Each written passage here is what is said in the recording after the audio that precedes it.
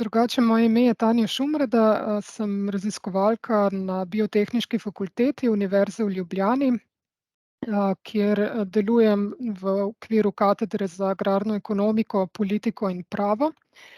Tako da moje raziskovalno področje je v bistvu povezano zelo tesno z ohranjanjem biodiverzitete v kmetijskih ekosistemih. In sicer se na naši katedri v zadnjih letih nekako vzpostavljamo in tudi vodim skupino, ki se ukvarja s temi socioekonomskimi vidiki varstva narave. Tako da nekako se ukvarjamo predvsem z analizami politik, učinkov politik, uspešnosti politike, različnih ukrepov, potem seveda tudi z ekonomiko, torej kako varstvo narave vpliva na ekonomiko kmetij, in seveda tudi s preferencami kmetov, različnih deležnikov, se pravi, če je naloga biologov in agronomov in zootehnikov, da nekako poiščejo rešitve, se nekako mi ukvarjamo s tem, kako jih nekako te rešitve potem spraviti v samo prakso.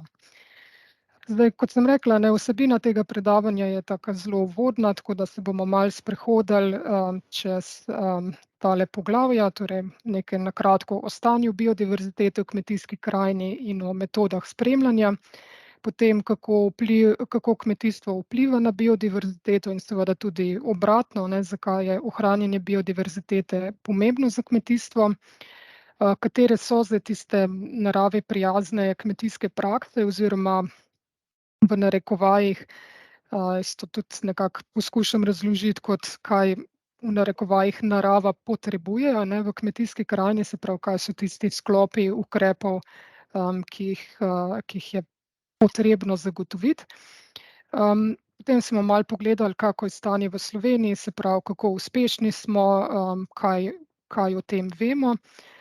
Potem bom pa zaključila tudi z enim takim malo osebnim videnjem, pa tudi seveda podprtim z rezultati naših raziskav, kje so recimo neki ključni izzivi, ki jih imamo, in mogoče tudi bom probala dati par rešitev za naprej.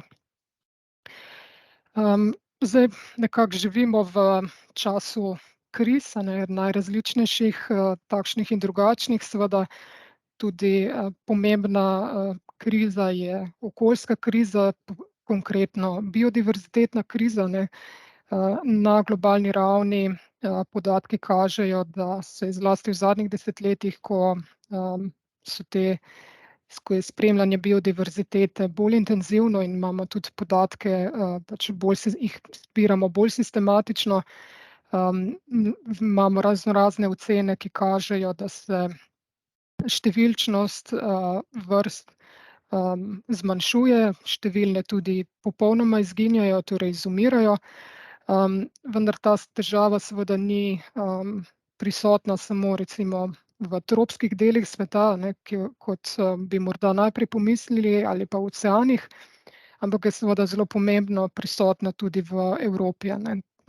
Konkretno v kmetijski krajini zaznavamo v Evropi velike težave, kar se tiče biodiverzitete. Opažamo torej veliki monitoringi, ki potekajo, predvsem so tukaj pomembna indikatorska skupina ptice.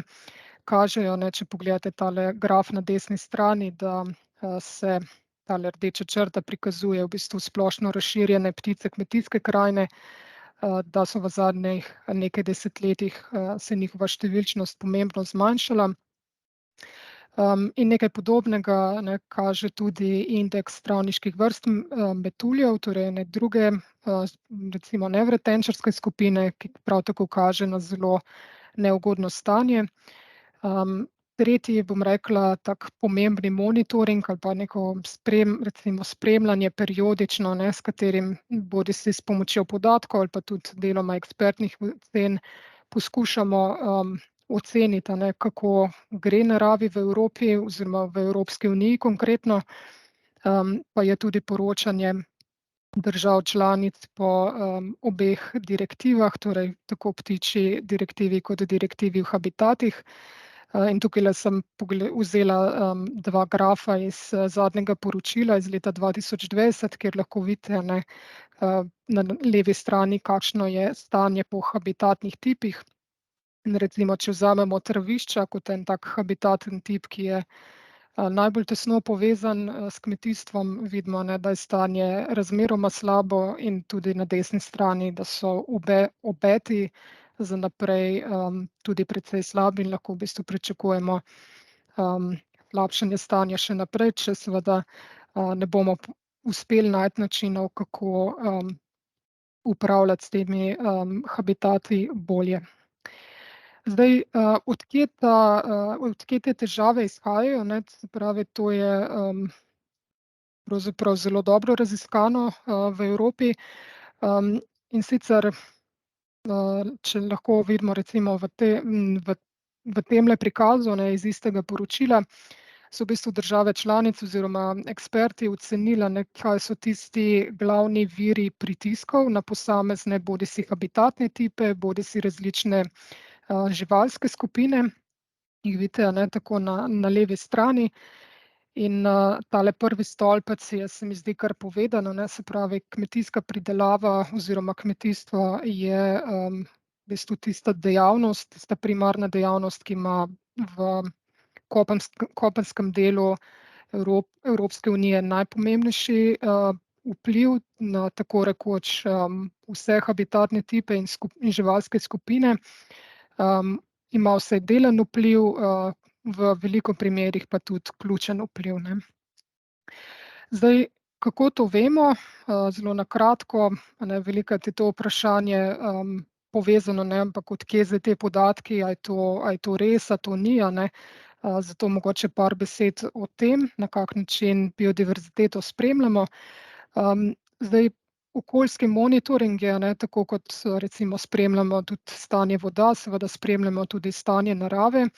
In sicer predvsem z namenom, da, ugotovimo, ne, neke smeri, hitrost sprememb v stanju na različnih ravneh pestrosti, kar nam seveda potem omogoča, bomo videli tudi kak primer, a ne, da lahko analiziramo, kateri dejavniki, kaj so tisti dejavniki upada biodiverzitete, kar je pa potem osnova tudi za ukrepanje, a ne. Se pravi, v prvi vrsti, da ugotovimo, ali sploh imamo problem in kje, potem da vidimo, probamo ugotoviti, zakaj ta problem nastaja, in seveda potem poskušamo najti načine, kako, te težave odpraviti, ne. Zdaj pri monitoringih je zelo pomembno, ne, ko razumeti, a ne, da je, redko namen, da ugotovimo neke absolutne številke, se pravi, da bi recimo vedeli točno število nekih živali, ki jih imamo, ampak nas bolj zanima recimo, kaj se dogaja v nekem daljšem časovnem obdobju, ne. Zato tudi recimo, če recimo vidite, kak podatek ali pa kak rezultat, recimo, ne vem, kako je, kakšno je stanje v letošnjem letu v primerjavi z lanskim letom, je to sicer morda zanimiv podatek, a ne, ampak generalno nas pa bolj zanimajo taka daljša časovna obdobja, ne, ker seveda med posameznimi leti, sploh ko se pogovarjamo o biodiverziteti, je lahko precejšen vpliv tudi recimo nekih vremenskih dogodkov, čisto v bistvu stohastičnih, naključnih, dejavnikov, ki seveda pač vplivajo, na neko, prav tako lahko vplivajo na neko stanje, ampak na dolgi časovni rok, se pravi v daljšem časovnem obdobju, ne, se pa te stvari, v bistvu se pa vplivi teh dejavnikov, bom rekla, porazdelijo, a ne, in se nam lahko v bistvu pokaže tista neka širša slika, ki nas zanima. Potem imamo še nekaj drugih načel, a ne, se pravi, zelo pomembno, je pri monitoringih, da poskušamo imeti čim manjši vpliv na organizme, se pravi, da je zadeva neinvazivna, da so monitoringi izvedljivi, a ne, ker kot rečeno, jih poskušamo nekako z enakim naporom standardizirano izvajati vsako leto, in pa seveda, da so podatki oziroma informacije, ki jih zbiramo, za nas tudi uporabni, a ne, se pravi, da merimo nekaj, kar nam dejansko lahko nekaj uporabnega pove. Pa mogoče nekaj primerov, Zdaj, rekla sem, a ne, da ponavadi nas neke absolutne številke niti ne zanimajo toliko, ampak v nekaterih primerih je pa to lahko pomembno, ne. Zdaj v januarju bo eno od predavanj tudi namenjeno velikim zverem in sobivanju z njimi v kontekstu kmetijstva. In tukaj recimo imamo en tak primer metode lova in ponovnega ulova, ki se uporablja recimo za ocenjevanje oziroma za monitoring medvedov in volkov v Sloveniji. Ne, ampak zdaj za večino drugih organizmov, kjer monitoringi potekajo, pa v bistvu nas bolj zanima neka taka relativna številčnost, se pravi, ne zanima nas točno, koliko imamo teh živali, ampak samo, kaj se recimo z njimi dogaja na dolgi rok.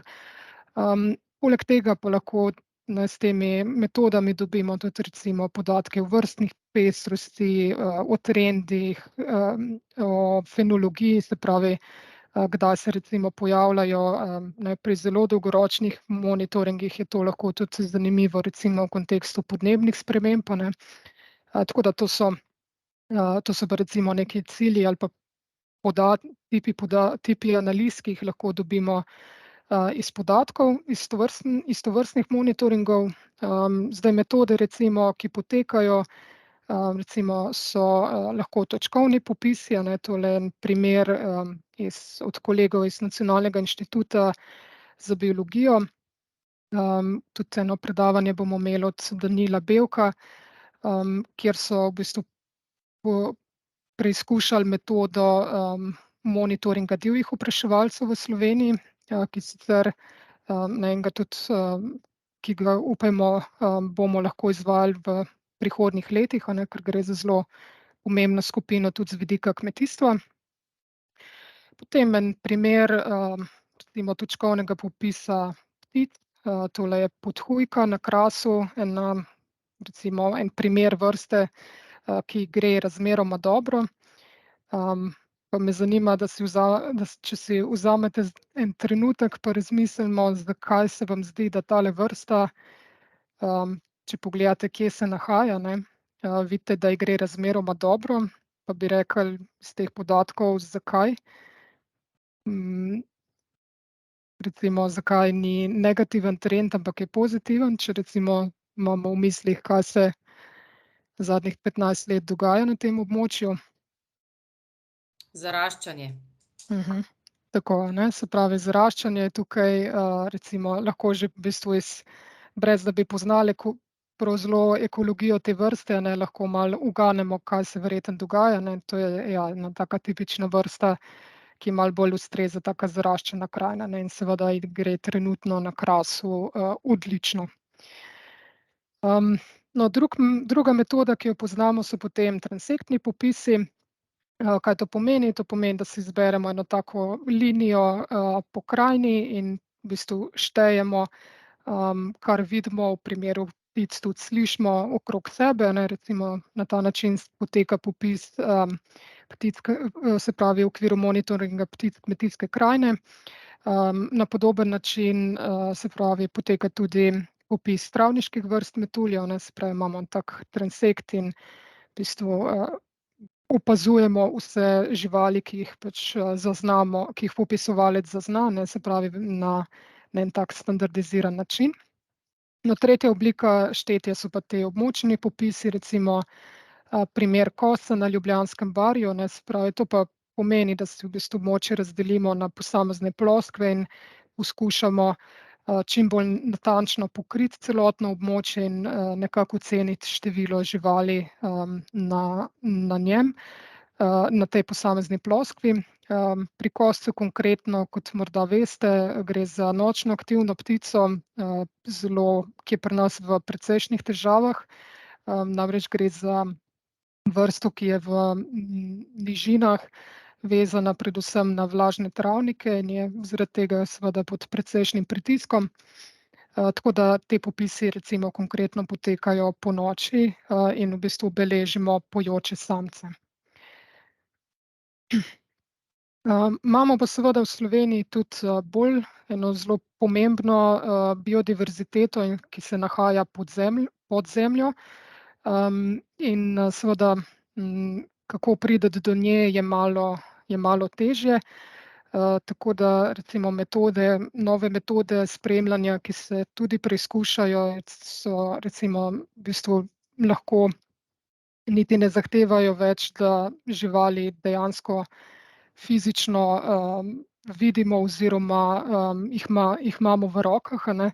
Ampak lahko recimo že iz vzorcev vode z ostanki DNK, ravno tako v bistvu lahko ocenjujemo številčnost, ne, tako da to je uporaba tako imenovane okoljske DNK. In pa mogoče zadnja, ne, tudi metoda, ki bo v prihodnosti, zlasti v kontekstu kmetijske politike, verjetno pridobila na pomenu, pa je daljinsko zaznavanje. To je v bistvu spremljanje pač iz satelitskih posnetkov, zbiranje podatkov s pomočjo satelitskih posnetkov. Zdaj v kontekstu biodiverzitete sicer daljinsko zaznavanje verjetno bo zelo težko nadomestilo, no, bom rekla, terensko delo, vsaj ne v celoti, ampak bo pa verjetno vir takih zelo koristnih podatkov v prihodnosti, a ne, predvsem z vidika recimo interpretacije in podrobnejših recimo analiz, a ne, zakaj na primer prihaja do upadov ali pa naraščanja določenih vrst in tako naprej, ne, ker nam seveda, kot vidite tukaj en primer od kolegov iz Fakultete za geodezijo, kjer so imeli recimo en projekt, kjer so poskušali spremljati značilnosti travnikov, ne, s satelitskimi podatki, recimo število košenj, datum prve košnje in tako naprej, ne. Se pravi, to so med drugim podatki, ki jih lahko na ta način tudi pridobivamo. Tako da, kako je zdaj to stanje monitoringa v Sloveniji, ne, oziroma kako dobro pravzaprav vemo, kaj se z našo naravo dogaja. V bistvu je, bom rekla, na globalni ravni oziroma na torej kontinentalni ravni imamo že omenjene 3 ključne monitoringe biodiverzitete trenutno, se pravi najstarejši in na neki način tudi najbolj izvajan, a ne, se pravi v to shemo je vključeno največ držav.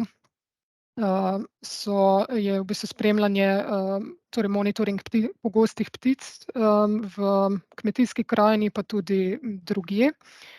Potem monitoring travniških vrst metuljev, ki se že v Sloveniji izvaja bolj na prostovoljni ravni z manjšim številom transektov, kot bomo videli, ampak seveda se podatki kljub temu vključujejo v evropsko bazo in so tudi pomembni pri interpretaciji.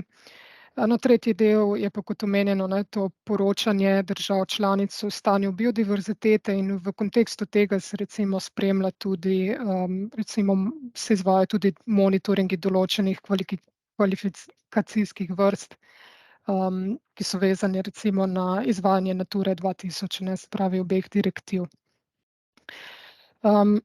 Torej, kako je stanje, ne, zdaj načeloma ti monitoringi omogočajo kar relativno kakovostno oceno stanja na neki krovni ravni, se pravi, lahko vidimo, da težave so, tudi bomo videli, tudi v bistvu se relativno redno objavlja v znanstvenih revijah tudi te, bom rekla, analize stanja in razlogov za izginjanje biodiverzitete in tako naprej, tako da to te monitoringi kar dobro omogočajo, ne. Zdaj večji problem imamo pa verjetno na ravni predvsem posameznih držav, območij, kar recimo na neki mikroravni načrtovanja ukrepov, izvajanja recimo posameznih shem seveda je problem.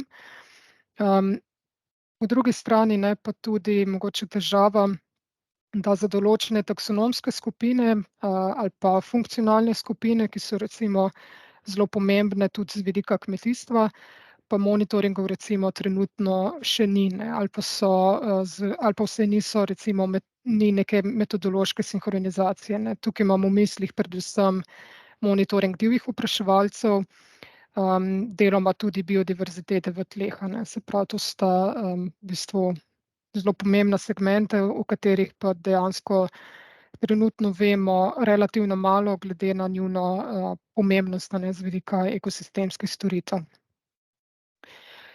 Primer recimo v Sloveniji, mogoče, da še malo bolj gremo na en tak konkreten primer, da si lahko predstavljamo v bistvu, zakaj so ti monitoringi oziroma to, da vemo, kaj se dogaja, tako pomembni. Slovenski indeks ptic kmetijske krajine, v bistvu monitoring, ki poteka od leta 2008 v Sloveniji, in nam omogoča, da tako kot smo prej videli, izračune na ravni Evropske unije, tudi lahko delamo izračune na ravni Slovenije, in lahko vidimo, recimo v kmetijski krajini, katere skupine vrst imajo večje težave, katere manjše. Vidite, da recimo travniškim vrstam gnezdilk gre v Sloveniji absolutno najslabše, torej imajo največje težave. Po drugi strani nam pa indeks, se pravi monitoring, dlje ko ga izvajamo, tudi omogoča vedno boljši vpogled tudi v dogajanje recimo pri posameznih vrstah. Tako da recimo zgornja dva grafa, vidite v bistvu trend za poljskega škarjanca in pribo, to sta dve vrsti ptic, ki gnezdita na njivah, tudi travnikih. In recimo imamo v okviru njiju imamo zdaj tudi z letošnjim letom za njiju dva ciljna ukrepa po novem, v okviru kmetijske politike. Lahko pa vidimo tudi recimo kakšne primere vrst, kot je spodaj levo smrdokavra, kjer vidimo zmeren porast, ali pa spodaj desno, to je trend, se pravi jerebice, ki pa je negotov. In jerebica je recimo vrsta, ki je v Sloveniji delno lovna in se tudi v bistvu osebke spušča v naravo, tako da posledično je v bistvu slika, kaj se s to vrsto dogaja, precej nejasno, se pravi, trend je negotov. Zakaj nam recimo potem te podatki lahko omogočajo? Zdaj nekaj let nazaj smo skupaj z DOPS-om delali pri nas eno analizo teh podatkov, in sicer nas je zanimalo, kakšne so v bistvu značilnosti krajine, kmetijske krajine, kjer je diverziteta ptic v Sloveniji najvišja. In ugotovili smo, da v bistvu to je najvišja, kot bi pričakovali, v krajini, ki je precej odprta, se pravi, ki ima nekaj lesne vegetacije, vendar ne preveč, to je tudi krajina, ki je mozaična, se pravi, ima visoko pestrost posevkov, visok delež travinja, se pravi, vsaj nekje polovico do 75%, ki se nahaja na območjih OMD in Natura 2000. In pa, zanimivo, tam, kjer kmetje v povprečju prejmejo relativno nizka neposredna plačila in tudi relativno nizka kmetijsko-okoljska plačila in plačila se pravi podpore za ekološko kmetovanje. Torej, tu gre v Sloveniji za taka bolj ekstenzivna obrobna območja. Torej, tukaj je trenutno diverziteta ptic kmetijske krajine najvišja. In ko smo to probali potem tudi nekako zmodelirati, se pravi rezultate modela na celotno Slovenijo, smo lahko v bistvu dobili recimo tudi kako tako karto, se da izračunati, se pravi, da vidimo približno, katera so tista območja, kjer je pričakovana diverziteta ptic potem takem najvišja. To samo kot primer recimo takih raziskav, kaj nam tovrstni podatki potem omogočajo.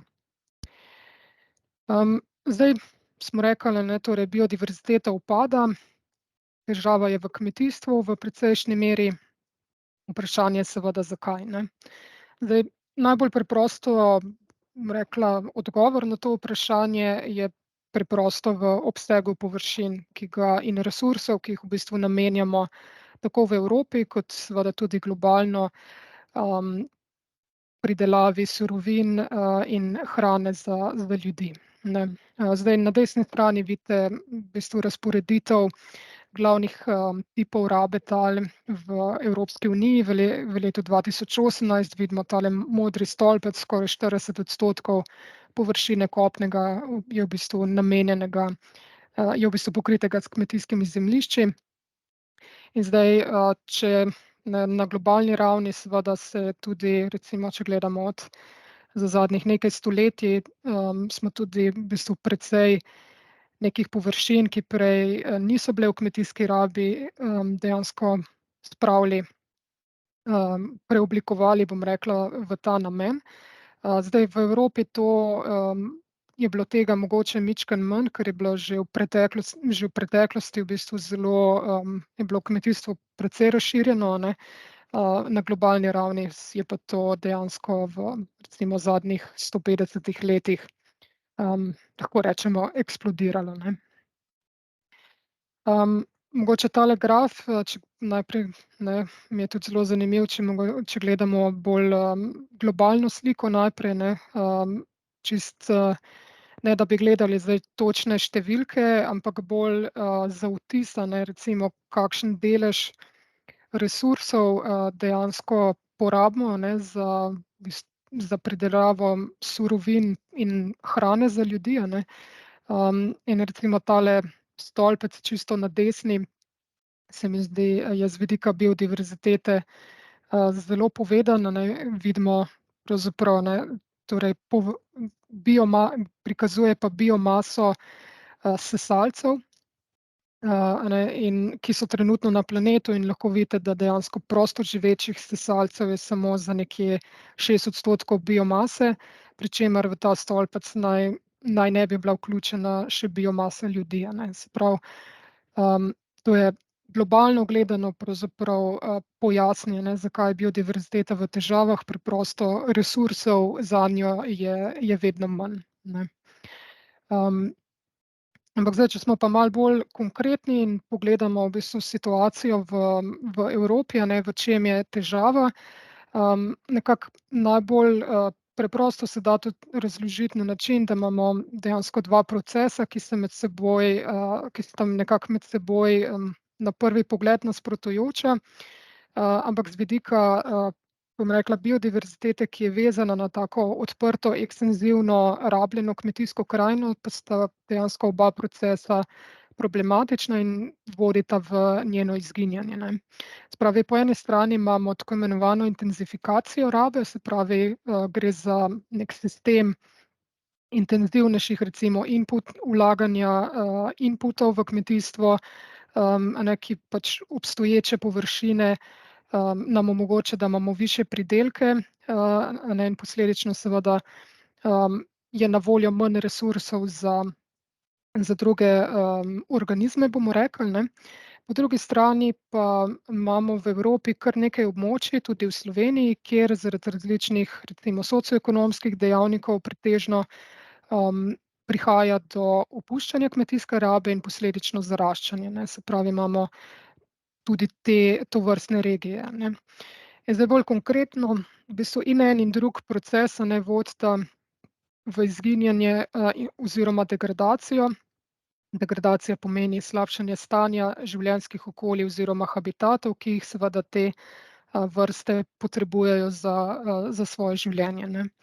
V čem se to kaže? Recimo v spremembi rabe tal, se pravi v neki izgubi mozaičnosti, recimo, izginjanju nekih manjšinskih habitatov in struktur, ki jih, v kmetijstvu imenujemo krajinske značilnosti.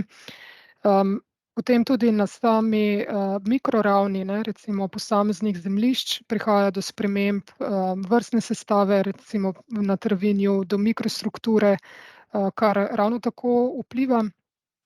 In pa ne tukaj zlasti pri, na ornih zemljiščih, ampak lahko tudi recimo v trajnih nasadih, lahko prihaja tudi, oziroma prihaja tudi seveda do sprememb kmetijskih rastlin, sort, rejnih živali in tako naprej, kar seveda ravno tako, ima posledice, a ne. Drug vidik, a ne, ki, pomembno vpliva na biodiverziteto, je manjša količina in dostopnost hrane. Spet, a ne, stvar, ki je povezana z resursi, ne, tudi rabo recimo konkretno različnih fitofarmacevtskih sredstev, ki pač, ne, so dejansko namenjeni temu, da, pač, bom rekla, držimo nazaj tiste organizme, ki, ustvarjajo kompeticijo, ne, s, kmetijskimi rastlinami. In pa tretji vidik, je lahko tudi v bistvu neka taka povečana smrtnost, ki je neposredno povezana z rabo recimo kmetijske tehnologije, mehanizacije in tako naprej, ne. Tukaj lahko govorimo recimo o primerih zastrupitev zaradi fitofarmacevtskih sredstev, tukaj predvsem pesticidov, ampak lahko tudi drugih. Ali pa recimo primere izgube legel, večje smrtnosti mladičev in tako naprej, ker recimo ne vem, zaradi stika z živino, zaradi tega, ker jih pač se jih poškoduje oziroma pač ubije med rabo kmetijske mehanizacije, ne. Tako da to so nekako ti glavni dejavniki, ne. Je pa seveda res, da biodiverziteta po drugi strani je pa tudi ključna za samo kmetijsko pridelavo, ne. Brez pravzaprav ekosistemskih storitev, ki jih narava nudi, kmetijska pridelava na dolgi rok ni mogoča, ne. In tukaj to napisala tako zelo bom rekla iz glave, a ne, po občutku. Verjetno obstaja kak lepši grafični prikaz za to, ampak generalno recimo primeri, a ne, zakaj je biodiverziteta koristna. Zdaj, če govorimo recimo v kontekstu samih pridelkov, verjetno najpomembnejši 3 elementi so biodiverziteta tal, potem opraševanje in pa tudi nadzor nad škodljivci in boleznimi.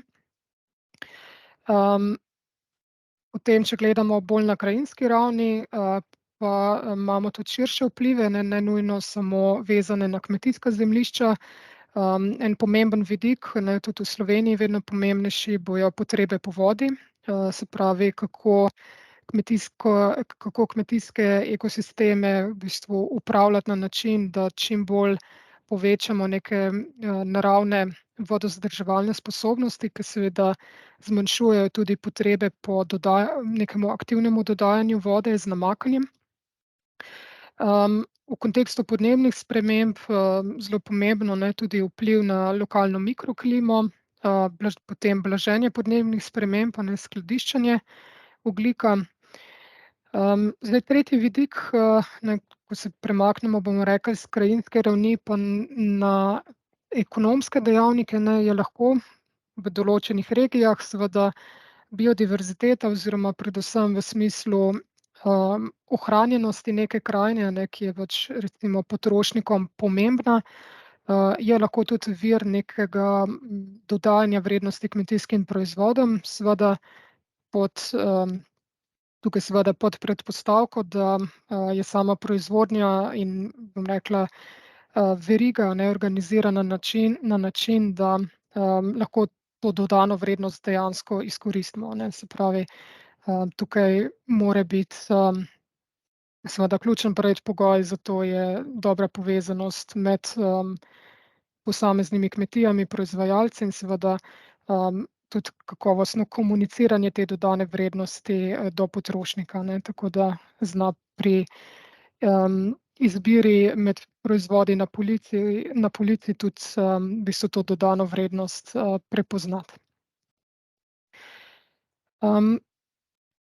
Se pravi, imamo en tak kompleksen sistem, a ne, po eni strani biodiverzitete kot takega elementa, ki je ključen za kmetijsko pridelavo, ne, po drugi strani seveda z razvojem kmetijstva na biodiverziteto pomembno vplivamo. In jasno, ne, vprašanje, s katerim se pač vsi, ki se s tem področjem ukvarjamo, nekako, ne, poskušamo to težavo rešiti, ne, je v bistvu, ja, na kak način, a ne. In težava te zgodbe je predvsem v tem, da so pač vplivi res kompleksni, a ne. Se pravi, če se recimo biologi pa kmetijske znanosti ukvarjajo predvsem s to relacijo, ne, torej kako raba tal, kmetijske tehnologije, selekcija v kmetijstvu in tako naprej vpliva na biodiverziteto in seveda nazaj. Ne, tudi ko v bistvu recimo imamo neke rešitve na tej ravni, pa pridemo potem ne, na širšo zgodbo, ne, se pravi, vsa ta zadeva mora funkcionirati tudi v kontekstu ekonomike, preferenc in tudi, bom rekla, čisto nekih, v narekovajih, življenjskih okoliščin, a ne, lastnikov zemljišč, ki se seveda odločajo v nekem širšem kontekstu dogajanja na kmetijskih trgih, tudi na vseh drugih trgih. Recimo videli smo, ne, v zadnjih letih kar nekaj kriz, čisto geopolitičnih, ki so seveda imeli pomemben vpliv tudi na cene v kmetijstvu, ne, tudi na cene inputov, na primer, ne. Potem na dogajanje na področju kmetijske politike, drugih politik, razvoja tehnologij, in pa seveda vedno pomembnejše, ne, tudi neki čisto, bom rekla, okoljski dejavniki, in seveda spremembe, bom rekla, okoljskih pogojev kmetijske pridelave, povezanih recimo v tem primeru predvsem s podnebnimi spremembami, ne, ki seveda ustvarjajo dodaten pritisk, čisto realno ekonomski, na ekonomiko kmetij in seveda posledično tudi na odločanje kmetov, ko razmišljajo o tem, kako naprej, ne. Tako da zgodba je zelo kompleksna in posledično seveda zanimiva, ampak to tudi pojasnjuje, ne, zakaj, ne, kljub temu, da v bistvu zelo dobro vemo že nekaj desetletij, da težavo imamo, a ne, ampak kako jo rešiti, je pa, ne, mislim, da lahko čisto mirno rečemo, da nam pač še ni uspelo, ne. In recepta pravzaprav tudi trenutno ni, ne. Imamo samo neke recimo bolj ali manj uspešne primere zgodb, ki nam kažejo, ne, v kateri smeri verjetno rešitve so. Zdaj, en tak, mogoče za razložiti, a ne, v bistvu, kako pa lahko zdaj naravi pomagamo, ne, oziroma kaj so zdaj tiste naravi prijazne kmetijske prakse, ne. Če se vrnem na prejšnjo shemo, sta ta spodnja dva, smo še vedno pri teh spodnjih dveh kvadratkih, a ne, se pravi pravokotnikih, se pravi, kakšno rabo tal, kako lahko preko rabe tal v bistvu na biodiverziteto čim bolj kakovostno vplivamo, ne, oziroma da imamo eno tako idealno, ugodno sobivanje obojega, a ne. Zdaj jaz bom to skušala razložiti nekako v treh skupinah mogoče pristopov ali pa praks, ki ki ki to mogoče najlažje razložijo, ne. Se pravi, če v narekovajih rečem, kaj v bistvu narava v neki kmetijski krajini potrebuje, a ne. Zdaj ena stvar, ki je, bom rekla, konsistentno prišla ven iz raziskav, in to je, moram reči, res področje, ki je, bom rekla, res dobro raziskano, sploh v kontekstu evropskih ekosistemov, kmetijskih ekosistemov, ne, je pomen krajinskih značilnosti, ne. Se pravi, konsistentno je to tisti del, ki je pač najbolj pomemben predpogoj, a ne, če želimo imeti pač neko, recimo temu, odporen kmetijski ekosistem, a ne. Kaj krajinske značilnosti pomenijo? To dejansko pomeni to, da pač, če si predstavljamo neko krajino, da imamo neko mozaičnost, a ne. Po eni strani mozaičnost rabe tal, po drugi strani pa tudi ta neka manjša zemljišča z robnimi habitati, ki v bistvu prepredajo to krajino, a ne. Zdaj, kar se tiče, ne, tukaj v tem vprašanja, zdaj, koliko tega imeti, ne, koliko zdaj teh krajinskih značilnosti je dovolj, a ne, to je seveda pač naslednje vprašanje, ki je bilo. Tukaj popolnoma jasnega odgovora ni, ne, ampak recimo ker je pač malo odvisno, katero vrsto ali pa skupino vrst gledamo, ne, ampak recimo neki tak, če gledamo pregledne raziskave, en tak splošno priporočilo se giblje nekje med 10 in 20% površin v kmetijski krajini, ne. Se pravi, kaj to pomeni, če si predstavljate neko podeželsko krajino iz take ptičje perspektive, ne, in če bi, bom rekla, sešteli vse površine, ne vem, mejic, mlak, obvodne vegetacije, kakega manjšega gozdnega otoka in tako naprej, ne. Se pravi, če je tega nekje 10 do 20%, potem smo relativno na varni strani, kar se tiče ohranjanja neke osnovne ravni biodiverzitete, a ne. Zdaj, kaj krajinske značilnosti so. V kontekstu Slovenije je bilo to kar dobro definiran, tako da tukaj so na tem delali predvsem kolegi pri nas iz oddelka za krajinsko arhitekturo. Mičken pa smo potem v eni kasnejši vaji to zadevo probali še malo razširiti. Tako da imamo pač te skupine, ne, se pravi rastlinske, krajinske prvine, vodne, potem grajeni elementi, ne, kot so suhozidi, pa tudi čist, bom rekla, geomorfološke reliefne prvine, ne, ki se seveda predvsem pri nas na kraškem terenu tudi pojavljajo, ne. Zdaj druga skupina, bom rekla, praks, pa je, kaj lahko v bistvu delamo na samih proizvodnih površinah, ne. Seveda, ko govorimo o kmetijskih zemljiščih, je jasno, ne, da je to pač prostor, ki je v osnovi namenjen pač kmetijski pridelavi, ampak kljub temu se da z določenimi prilagoditvami, ne, tudi mogoče bolj načrtno, bolj ekstenzivno rabo določenega dela površin, se vendarle da, ne, neko možnosti za preživetje organizmov v bistvu bistveno izboljšati, ne. Zdaj, na kak način potem razmišljanje o ukrepih, v bistvu v kateri smeri gre potem razmišljanje o ukrepih, a ne, dejansko iz istih stvari, ki smo jih prej omenjali, ne, se pravi, kaj narediti, da pač povečamo razpoložljivost in dostopnost hrane, kako zagotoviti nek prostor, da lahko živali v bistvu naredijo en tak, izpolnijo svoj nek recimo življenjski cikel, a ne. In seveda tudi, kako zmanjšati recimo neko smrtnost zaradi stikov, recimo s kmetijsko mehanizacijo, s fitofarmacevtskimi sredstvi in tako naprej, ne. Teh primerov je zelo veliko, tako da mogoče tukaj bi samo omenila, da v okviru že omenjenega projekta EIP-Krota v bistvu vzpostavljamo nekaj raziskovalnih institucij, v Sloveniji tudi v bistvu spletni portal, naslov bo verjetno Kmetovanje z naravo ali nekaj takega, kjer bomo probali te rezultate raziskav oziroma znanja, kar ga imamo v Sloveniji in tudi pač v tujini, prevesti na način, da bo dostopen za prakso, ne, se pravi, da bodo čim bolj konkretna priporočila, kaj zdaj te naravi prijazne prakse so, kje jih je smiselno izvajati, točno na kak način in podobno, ne, se pravi, to nekako bo verjetno dostopno z v bistvu naslednjim letom, ne, septembra. No, tretji sklop, a ne, teh ukrepov, ki so zelo pomembni, in bom rekla, to je tudi del, ki je dejansko najslabše raziskan in tukaj imamo tudi najmanj rešitev pravzaprav, kaj narediti, a ne.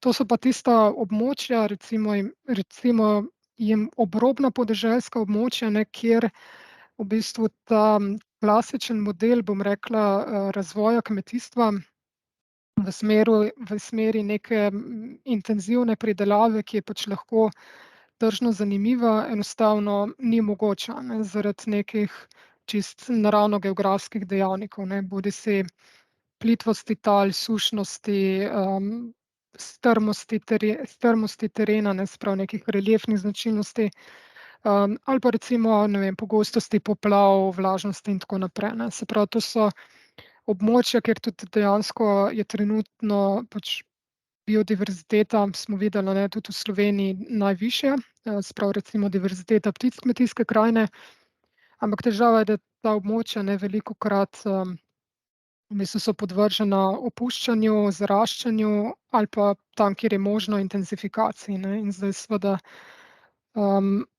to so tudi območja, kjer je načeloma verjetno najbolj smiselno ohranjati tudi tiste vrste, ne, ki pa recimo jim tak, bom rekla, bolj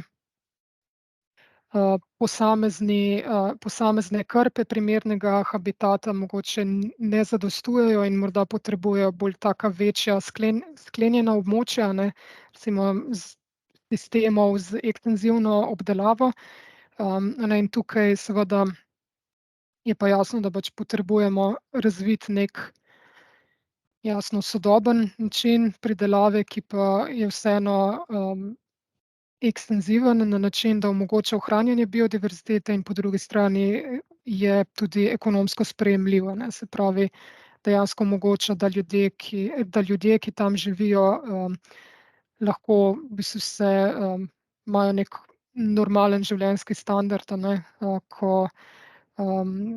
če se pač ukvarjajo s kmetijsko pridelavo, ne.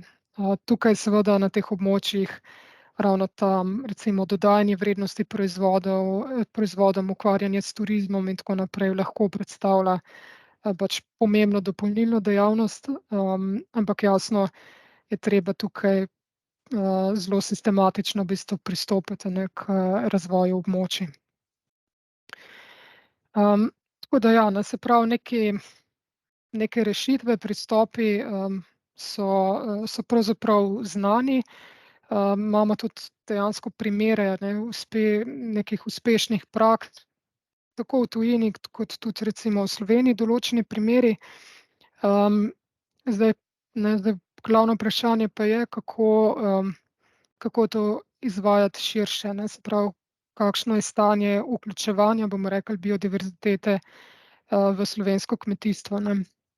Zdaj tukaj smo v zadnjih letih naredili nekaj raziskav na to temo, tako da lahko recimo podamo neko oceno, ne, kaj se tukaj dogaja. Zdaj, za tiste, ki skupne kmetijske politike ne poznate prav dobro, mogoče tale graf nekako najbolj povzame, kako zadeva funkcionira, ne. Se pravi, na levi strani vidite prejšnjo programsko obdobje, to so pač obdobja financiranja, ki trajajo 7 let in so vezana na evropski proračun. Na desni strani pa vidite aktualno programsko obdobje, ki se realno izvaja od letošnjega leta dalje. Ja, toliko. Tako da na levi strani zgolj za referenco, da za tiste, ki malo boljše poznate. V glavnem zadeva deluje na tak način, da imamo, se pravi, določene instrumente, ki so za vse kmetije, ki pač želijo pridobiti podporo, ne, v okviru kmetijske politike. Obstaja en tak sistem, ki se mu reče pogojenost, se pravi, to so nek zbir standardov, praks, ki se jih morajo držati vse kmetije, se pravi, gre za obvezne standarde. Potem pa imamo en sklop ukrepov in ta del je ponavadi najbolj znan, ne, zlasti v naravovarstvu, tako imenovanih kmetijsko-okoljskih ukrepov, ne. Zdaj se jim pač pridružuje še en nov instrument, ki se mu reče sheme za okolje in podnebje, ampak bistvo je, da gre za ukrepe, ki veljajo za nadstandard in so za kmete prostovoljne, ne. Se pravi, kmet se vključi, če želi, in v zameno za izvajanje teh ukrepov je tudi upravičen do dodatnega plačila, ne. Potem pa imamo, ne, seveda še celo vrsto drugih instrumentov, ukrepov kot za prenos znanja, za recimo evropskih inovacijskih partnerstev, kot je recimo ta omenjeni projekt, na različne naložbene podpore, se pravi za investicije, ne, bodisi na kmetijah, bodisi recimo širše, ne, recimo za izvajanje komasacij, namakalnih sistemov in podobno, in tako naprej, ne, se pravi, gre za še celo vrsto drugih instrumentov, ki so seveda imajo zelo pomemben vpliv tudi na okolje, ne. Zdaj tukaj mogoče eno pojasnilo, ne, velikokrat mogoče predvsem s strani kmetijskih deležnikov pride vprašanje, ja, zakaj mora skupna kmetijska politika, ne, financirati ohranjanje biodiverzitete in zakaj pravzaprav se ne financira to iz nekega okoljskega sklada, ne. Preprost odgovor na to je, da v Evropski uniji v bistvu bom rekla, posebnih finančnih sredstev ali pa skladov za izvajanje okoljske politike praktično ni. Zakaj temu tako? Gre za to, da v 80., 90. se je v temu kontekstu diskurza trajnostnega razvoja, ne, se je nekako uveljavilo eno tako načelo, da okoljska politika velja za horizontalno, ne. To pomeni, da je ideja, da se v bistvu varstvo okolja in s tem tudi narave, a ne, vključuje v posamezne gospodarske politike, a ne, ali pa razvojne politike, recimo, ne. Zato, recimo, če pogledate evropski proračun, boste videli, da se recimo ne vem, varstvo narave naslavlja v okviru različnih skladov, recimo regionalne politike, kohezijske politike, kmetijske politike, ribiške politike in tako naprej, ne. Se pravi, v vsakem od teh se financira tudi okoljske projekte in seveda tudi biodiverzitetne projekte, ne. Oziroma, da mogoče na drugačen način še pojasnimo, ne. Zdaj, eden redkih pravzaprav namenskih programov Evropske unije za okolje je recimo program LIFE. Če kdo pozna, ne, to so ukrepi, to so pač LIFE projekti, ciljni okoljski projekti, kjer se pač rešuje recimo določene probleme, a ne, ki jih pač prijavitelji identificirajo. In recimo sem pogledala podatek za to, se pravi, trenutno aktualno programsko obdobje, ne, in zdaj recimo budžet na ravni Evropske unije za LIFE program je 5,5 milijarde evrov, kar predstavlja, ne, če primerjate recimo z budžetom, se pravi s proračunom skupne kmetijske politike, je to 1,5 % vrednosti, ne. Se pravi, gre za res minorne v bistvu neke recimo ciljne primere programov, medtem ko res pač glavnina izvajanja okoljske politike pa se potem poteka, kot sem rekla, po teh sektorskih programih, ne. Podobno je potem tudi na ravni držav članic, ne, in recimo razlog, ne, zakaj se recimo sektor varstva narave toliko ukvarja, ne vem, s kmetijsko-okoljskimi ukrepi recimo, a ne, je recimo, ne, še ena taka primerjava, da si lahko predstavljate, ne. Pred par leti je bil objavljen en članek, kjer so primerjali v bistvu proračunska sredstva držav članic za izvajanje naravovarstvene politike, v primerjavi recimo z proračunom, ki ga namenjajo kmetijsko-okoljskim ukrepom, ne, ki se recimo v okviru SKP-ja eden od ključnih instrumentov, ne, za izvajanje ukrepov za varstvo biodiverzitete. So dejansko ugotovili, da v velikih državah, mislim, da tudi v naši, a ne, če pogledate nacionalni budžet za recimo Ministrstvo za naravne vire zdajle, a ne, je lahko recimo primerljiv ali v nekaterih primerih celo manjši recimo od budžeta, ki je na letni ravni namenjen recimo zgolj kmetijsko-okoljskim ukrepom, a ne. Se pravi, res gre za pač sistem, ki pojasnjuje, no, zakaj recimo ni možno trenutno, a ne, lahko da bo v prihodnosti drugače, tega ne vemo, ampak pojasnjuje, no, zakaj je pač ta situacija taka, kot je. Zdaj, malo smo v preteklosti, ne, tudi pogledali po tem, kako je z vključevanjem v bistvu posameznih oziroma z izvajanjem posameznih ciljev, recimo v primeru skupne, se pravi slovenske kmetijske politike, torej v prejšnjem programskem obdobju. To smo recimo ocenjevali, se pravi tukaj prioritete smo pač ocenjevali preko ocene, bom rekla, alokacije proračunskih sredstev. Zdaj tega grafa se ne da dobiti na način, da bi zgolj pogledal vsebino ukrepov, ne, zaradi tega, ker velikokrat isti ukrep naslavlja več ciljev, ne, tako da je bila pač tule metodologija malo bolj komplicirana, ampak na koncu smo uspeli, ne, nekako oceniti recimo katerim delom, koliko je recimo sredstev namenjenih posameznim ciljem, ne, in pravzaprav ne nič narobe, ne, pričakovano pravzaprav, ne, večina proračuna je seveda namenjena ekonomskim proizvodnim ciljem, nekje 20% okoljskim ciljem, potem imamo pa še recimo cilje povezane z razvojem podeželja, se pravi recimo z bolj socialnimi vidiki. in pa z znanjem in prenosom znanja, ne. Konkretno recimo za ohranjanje narave nekako naša ocena je bila po pač 2 metodologijah, na 2 načina smo zadeve ocenjevali, da nekje okrog 5 %, se pravi sredstev na letni ravni je bilo realno namenjeno recimo ohranjanju, narave, ne. Zdaj izvedlo so bodisi mi pa tudi, določene druge skupine raziskovalne tudi nekaj drugih evalvacij, ne, ki nam v bistvu kažejo, kako pa je s tem, se pravi, ko se premaknemo od alokacije sredstev, ne, torej tudi znotraj teh 5 %, koliko smo v bistvu učinkoviti oziroma uspešni pri teh ukrepih, ki pa se izvajajo.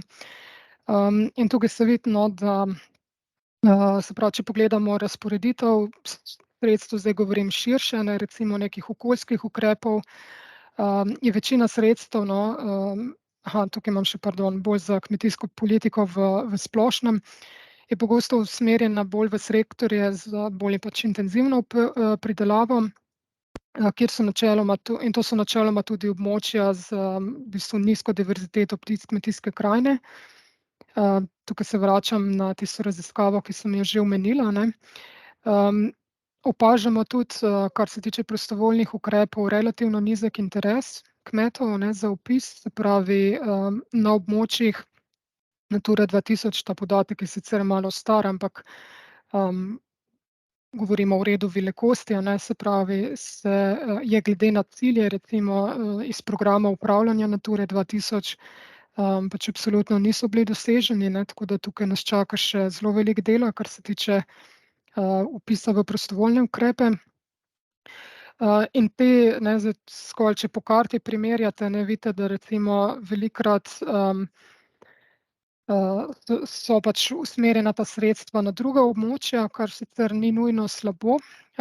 Je pa težava, to so, naredili eno analizo kolegi iz, mariborske fakultete, da je težava tudi, a ne, da, imamo relativno slabo prostorsko ciljnost, ne, se pravi, tudi pri ciljnih ukrepih se pogosto dogaja, da se v bistvu vpisuje v ukrepe recimo travišča, ne, ki z vidika naravovarstvene prioritetnosti niso nujno prioritetna, ne. Tako da imamo v bistvu težavo na več ravneh, ne. Zdaj, kar se tiče, bom rekla, obveznih ukrepov, torej nekih standardov, to je tukaj omenjam navzkrižno skladnost in ozelenitev, to je po novem pogojenost, pa je tudi v bistvu relativno šibka, ne, ta integracija ciljev, tako da ti standardi, ne, ki bi bili recimo obvezni, ostajajo pač relativno splošni. Tako da je večina poudarka, ne, v slovenski kmetijski politiki dejansko na prostovoljnih ukrepih, kjer pa, kot smo rekli, je kar nekaj težav, ne, tako da to nekako pojasni mogoče, zakaj kljub temu, a ne, da pač v, zadnjih 2 oziroma 3 programskih obdobjih imamo določene, ne, tudi ciljne ukrepe za varstvo narave, vidimo, ne, da pač trend, ostaja, v splošnem negativen oziroma, če se pri pticah v zadnjih letih kaže ena taka relativna stabilizacija trenda, ne, nam ga pa vsekakor še ni uspelo, dvigniti, navzgor. Zdaj, mogoče en komentar še, kar se tiče, pa morda še enega vidika kompleksnosti, a ne, zlasti ko, govorimo, o prostovoljnih ukrepih, a ne, so seveda zelo pomembna vprašanja so kmetje, a ne, kot družbena skupina, njihove posebnosti, potrebe, želje, preference in tako naprej, a ne. Se pravi, rekli smo, da so to, da je na koncu, ne, odločitev lastnika oziroma upravljavca zemljišča, ne, na kak način bo rabil, kakšno rabo bo imel, a ne, na svojih zemljiščih, je seveda kompleksna, ne, in posledično tudi njihova odločitev, v katere ukrepe bojo vstopali, je kompleksna, ne. Tukajle imamo en primer ene raziskave, ki smo jo delali na Halozah, kjer smo poskušali malo ujeti, ne, kaj so recimo tisti dejavniki odločanja, ki jih kmetje po literaturi, a ne, pa tudi potem po konkretni raziskavi, ki jih upoštevajo, ne, pri odločanju, in recimo kakšni so potem ti učinki generalno lahko, a ne. Se pravi, vidimo, da je zadeva zelo pestra, zelo zahtevne so te odločitve, a ne, pač a iti zdaj v kmetijsko-okoljski ukrep ali ne in v kakšnem obsegu in tako naprej.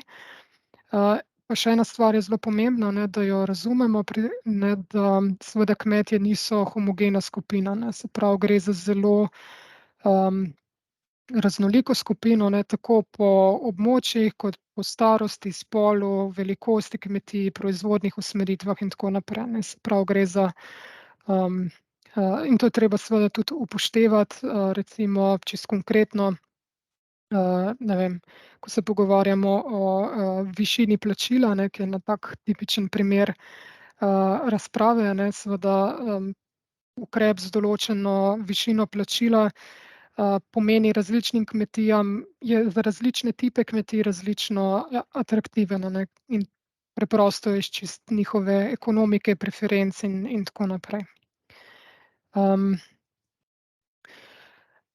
In tukaj tudi, ne, recimo malo bolj, bomo rekli, globlje pobrskamo, a ne, pa se vprašamo, okej, pa zdaj ali kmetje res govorijo isti jezik, a ne. In tulele mi je en tak lušten primer, ki to ponazarja, ne, nekako v naravovarstvu si nekako želijo, bom rekla, enega takega kmeta, kot ga vidimo desno spodaj, a ne, na karikaturi, se pravi, nekdo, ki pač dobro pozna biodiverziteto in pač se trudi, kolikor se le da, da bi seveda te učinke zmanjšal oziroma da bi varoval naravo, ne. In dejansko številni kmetje so takšni, a ne, se pravi, to ne, mislim, da bi načrtno nekdo uničeval stvari in tako naprej, tega pač nihče ne počne, ne, to ni, mislim, ne, to ni, to je seveda jasno, ne, ampak vendarle, ne, opala, sem jaz ven skočila, pardon. Okej, se opravičujem, a se vidi nazaj? Ja, se vidi. Aha, okej, pardon, v redu. Ne, ampak vendarle, ne, ko pogledamo, ko pa bolj konkretno, ne, pogledamo, okej, kaj so pa zdaj tisti dejavniki, ki jih dejansko so jim pomembni, a ne, pri odločanju o vstopu, pa vidimo, da je zgodba precej bolj kompleksna, ne, in so dejansko drugi dejavniki bistveno bolj pomembni, ne, se pravi, višina plačila, recimo mnenje kmetijskega svetovalca, zelo pomembno, a ne, kake so administrativne obveznosti, kaj kmetje menijo, kakšni bojo pričakovani učinki samega ukrepa na okolje oziroma na krajino, ne, se pravi, tukaj je zelo pomembno, kako kakovostno jim v bistvu namen ukrepa skomuniciramo oziroma pač tudi, a je ukrep dejansko smiseln, a ne. Kaki bojo učinki na pridelano krmo, dolžina pogodbe in tako naprej, ne, se pravi, cela lista v bistvu drugih dejavnikov, ki potem pri dejanski odločitvi, a ti izvajaš neki ukrep ali ne, ki pač so pomembni, a ne. Tako da dejansko se po naših raziskavah neko, se pravi, ohranjanje z vidika rastlinskih in živalskih vrst seveda je pomembno, vendar ko pač postaviš na tehtnico, ne, seveda je jasno preživetje kmetije in osnovna dejavnost pač tista, ki je najbolj pomembna, ne. Posebej bi pa poudarila, ne, tudi recimo način, a ne, kot sem rekla, način, kako skomuniciramo ukrep, se pravi, da je res, da je tudi, bom rekla, sprejemljiv, čisto tako, bom rekla, kulturno oziroma v smislu sistema vrednot, a ne, je zelo pomembno, ne.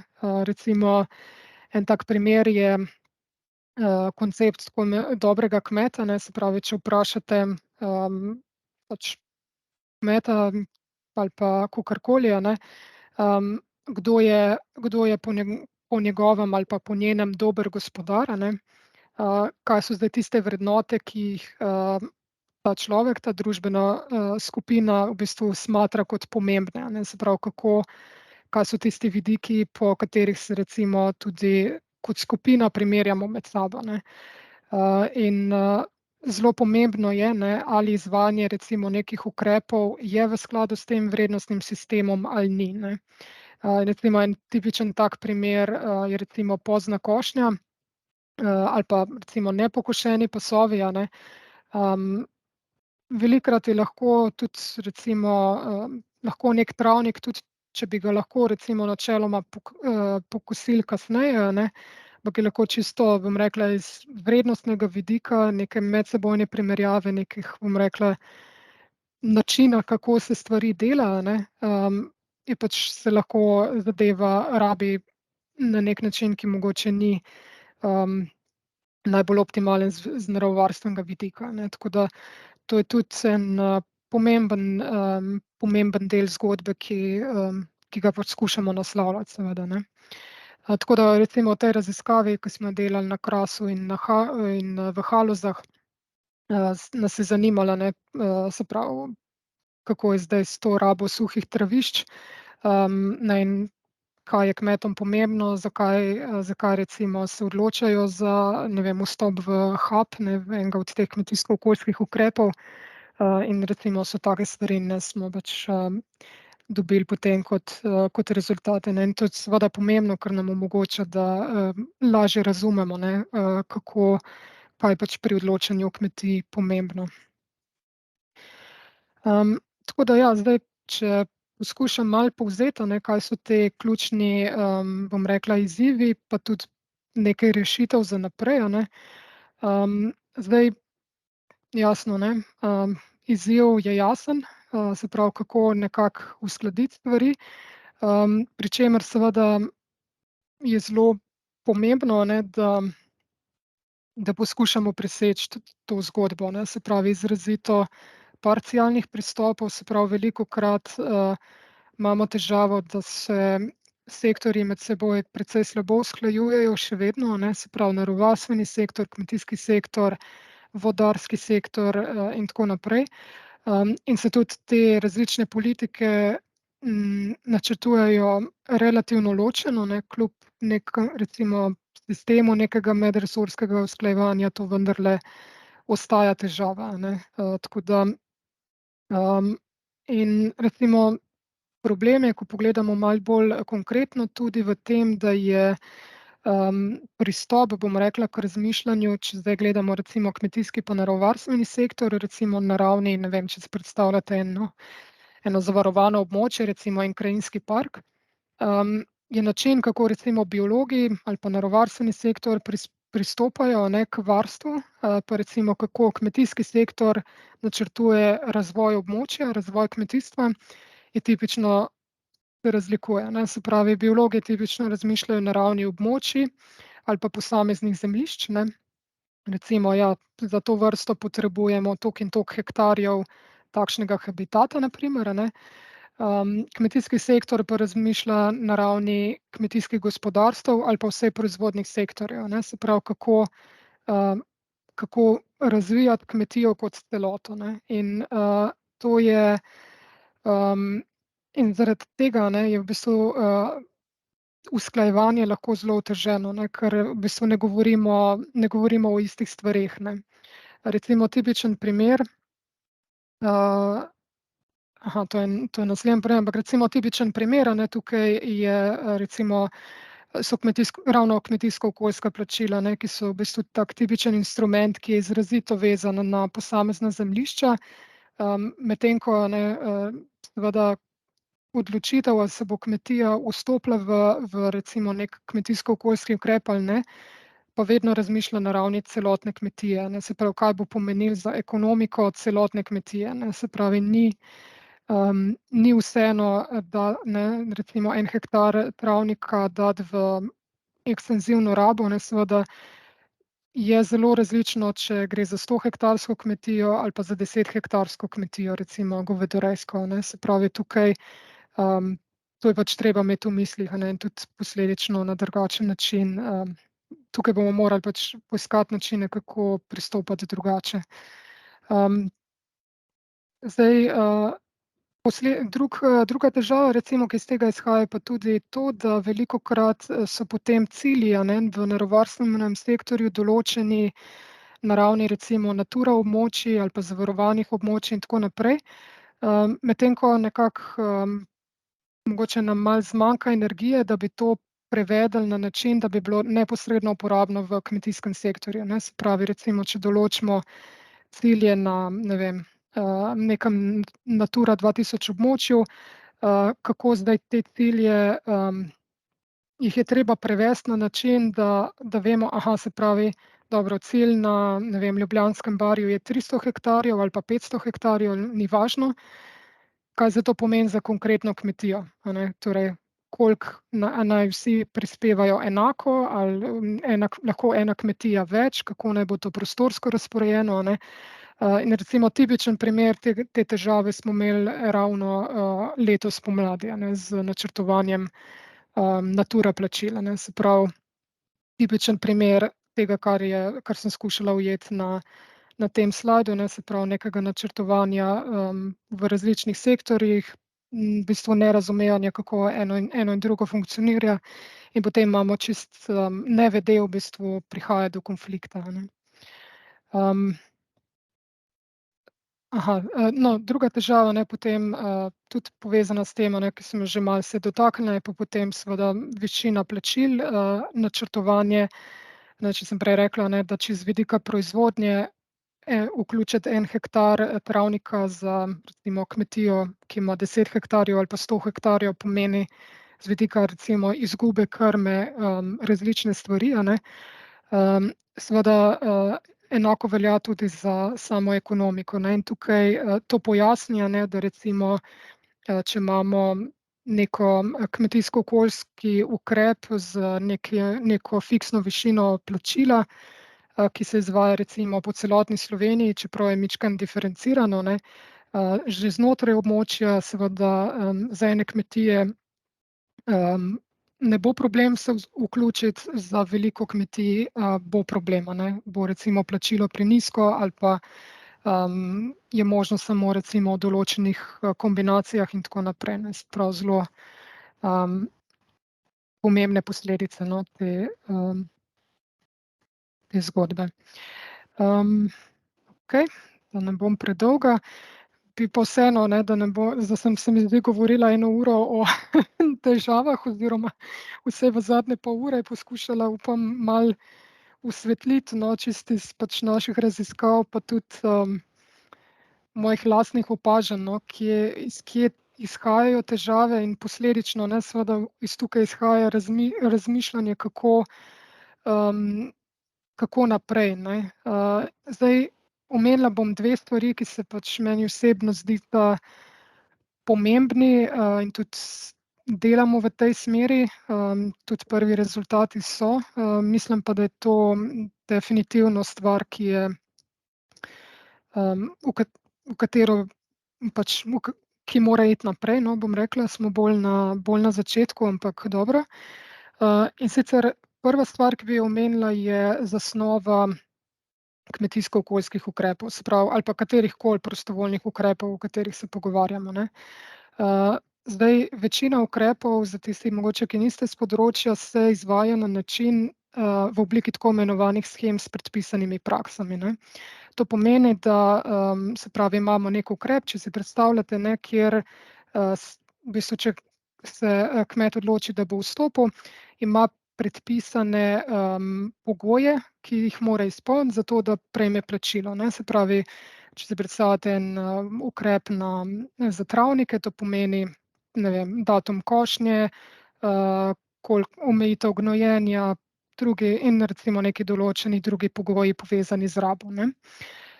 Zdaj težava teh shem je kar precejšnja, zdaj nimam časa, da bi šla v to, ampak, se je pa v Evropi v zadnjih recimo 20 letih se v bistvu, sploh pa v zadnjem desetletju, se pa intenzivno v bistvu razvijajo tudi alternativni pristopi, ne, in, najbolj, bom rekla, tak znan primer so tako imenovane rezultatske sheme, kjer je ideja, da v bistvu kmetom ne predpišemo nekih praks, ampak jih v bistvu plačamo po rezultatu, ne. Se pravi, če si predstavljate, oziroma bom kar pokazala na enem konkretnem primeru ukrepa, to je mislim, da prvi popolnoma rezultatski ukrep v Sloveniji, ki se izvaja od leta torej od letošnjega leta v okviru kmetijske politike, varstvo gnezd pribe, ne. Se pravi, ideja je, če, ornitologi na nekem kmetijskem zemljišču, njivi najdejo, gnezdo, ga označijo, je kmet plačan za ta rezultat, a ne. Se pravi, priba, torej na, njegovi površini gnezdi, in ne, v bistvu vse, kar mora pač kmet narediti, je, da v bistvu zaščiti to gnezdo, ne. To je recimo en tak primer sheme, pač poteka na 2 ključnih območjih za to vrsto trenutno v Sloveniji, in je po mojem tak dober primer, v bistvu rezultatske sheme, ker, tudi presega to težavo v bistvu nekomunikacije, ne. Se pravi, zasnova sheme zahteva po eni strani, da ornitologi, torej strokovnjaki za ptice, najdejo točne lokacije gnezd oziroma, ne, da imamo res dobre, okoljske podatke, biodiverzitetne podatke. Potem imamo, kmetijske svetovalce, ki v bistvu pomagajo kot vezni člen, a ne, pri komunikaciji, in pa potem, kmete, ki v bistvu jim lahko na terenu pokažemo neposredni učinek oziroma smisel sheme, a ne. Se pravi, to je ideja, ne, da, se umakneš iz tega mogoče sistema malo abstraktnih zahtev, ampak v bistvu dejansko, ne, podobno kot imamo v proizvodnji, a ne, se pravi, recimo neki ciljni pridelek ali pa recimo se pravi, neki tak merljiv, rezultat recimo ukrepanja, po katerem se lahko tudi recimo kmetje med seboj potem primerjajo, ne, in, to je en tak recimo res lušten primer, ukrepa, ki, ki upajmo, da bo pač podlaga tudi za še kakega v prihodnosti. Ja, takole recimo se pravi, poteka potem označitev gnezd, za to ptico. Drug primer, ne, so pa lahko potem tudi sheme, ki so, pa tako imenovane mešane sheme, se pravi, to so pa sheme, kjer recimo določene zahteve so predpisane, potem pa obstaja še tak rezultatski dodatek, a ne. Tako da od leta 2022, se pravi od lanskega leta, je bil ta, eden od glavnih ukrepov, za, biodiverziteto v Sloveniji, se pravi habitati ptic vlažnih, travnikov, VTR. To je ukrep, ki je, nekako taka karizmatična vrsta tega ukrepa je kosec, ki ga vidite tukaj na fotografiji. Tako da, ne, ideja tega prenovljenega huba je, da pač imamo v osnovi, predpisane prakse, potem pa, kar se tiče košnje, ne, zdaj pa če, najdemo, ne, torej se pravi, če se v okviru monitoringa, če se najde recimo na nekem območju, na nekem travniku, pojoč samec kosca, ne, to kaže na to, da je vrsta prisotna in, ne, v bistvu kmet dobi dodatno, rezultatsko plačilo in hkrati se tudi, zamakne, datum košnje, ki pač omogoči vrsti uspešno gnezditev, ne. Prav taki primeri, ne, spet, v bistvu takega zelo kvalitetnega ciljnega zbiranja, podatkov, a ne, o prisotnosti biodiverzitete in po drugi strani, ne, komuniciranja dejanskega smisla, samega ukrepa, ne, se pravi, da res izvajamo ukrepe tam, kjer imajo učinek, a ne. No, zadnja stvar, ki bi jo omenila, sem vedela, da bo malo predolga, pa je, druga stvar, no, ki se mi zdi taka pomembna pot naprej in v smeri katere delamo, tudi, ne, je pa v bistvu naravovarstveno svetovanje na ravni kmetije, ne. Torej, če sem prej omenjala težavo tega, da nekako, imamo dva sektorja, ki nekako načrtujeta vsak zase, a ne, in potem kmeta, ki je nekje vmes, ne, in dobiva precej pogosto, bom rekla, mešane ali pa zmešane informacije, a ne. In seveda se posledično, težko odloči oziroma je tudi kar veliko, na terenu in nejevolje, tudi čisto strahu, a ne.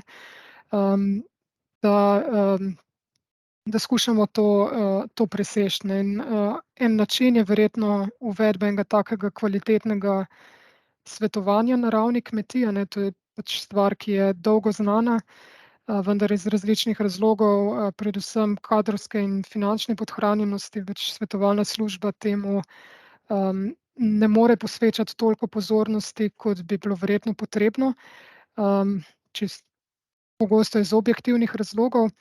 No, in ideja tukaj je seveda, kako razviti sistem, svetovanja, ki, je zelo vsebinski, konkreten, a ne, in, v bistvu načrtovati razvoj kmetije hkrati tako z vidika proizvodnje, kot tudi naravovarstva, ne. Tukaj je ena pač shema, poti, kako se to lahko, izvaja v tujini, je kar nekaj kvalitetnih primerov, takih sistemov. Tako da seveda pa potrebujemo za to, tudi v bistvu po eni strani usposobljen, kader, po drugi strani pa seveda tudi, dober protokol oziroma neka gradiva, ki jih seveda ljudje na terenu lahko, pri delu uporabljajo, ne. Tako da to je, vsekakor nekaj, kjer se mi zdi, da bomo v prihodnjih letih, najprej, bom rekla, predvsem, raziskovalne organizacije skupaj s svetovalno službo seveda, poskušali, iti v tej smeri, a ne, in, bom rekla, omogočiti, da tako stvar lahko, izvajamo v večjem obsegu potem tudi na terenu. Tako da ja, toliko z moje strani.